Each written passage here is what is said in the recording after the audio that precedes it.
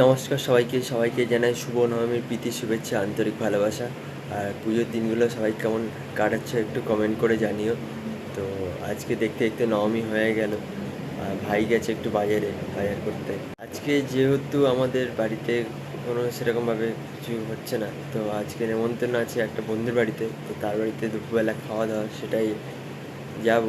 তো দেখতে দেখতে দিনগুলো যে কীভাবে কাটে, এই 4টে দিন বিশেষভাবে যেন এই এলো এই চলে গেল, এরকম ব্যাপার। তো সবাই মজা করো, এনজয় করো, পুজো ভালো করে কাটাও। তো তখন তো ভাই বাজারে গেছিলো, বাজার থেকে মটন নিয়ে এসছে, তো ওটা এখন হচ্ছে। আর আমি ভাত করছিলাম, ভাতটা হয়ে গেছে। বাবা ভাত আমার কাজে চলে যাবে।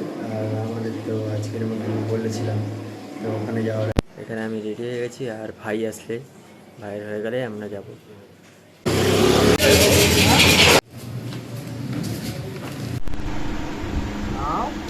দাদারা তুলে দেবে, দাদারা তুলে দেবে এই চিকেন তুলে দেবে একটু, সব রকম খাবার।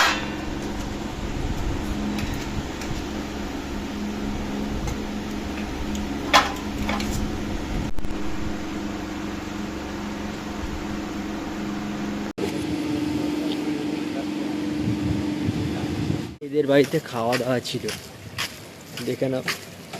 বলেছিল যে, আমি বলেছিলাম যে শুধু মটন করবি হয়ে যাবে। ওই বলেছিল ঠিক আছে মটন করবো হয়ে যাবে, তা ঠিক আছে কোনো অসুবিধা নেই। বাড়ি এসে যখন তখন দেখছি মাছ, মাংস, মটন, চাটনি, পাঁপড়, আরও অনেক কিছু ছিল। এত কিছু একসঙ্গে খাবো কী করে এত পেটের মধ্যে, এত খাবার।